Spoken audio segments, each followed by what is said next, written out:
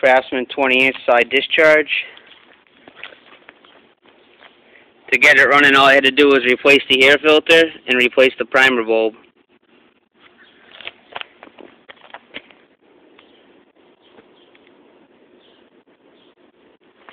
I bought it at a tag sale for $10.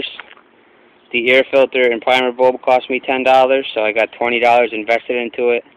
I'll sell it for $40 and make $20. See if it fires right up.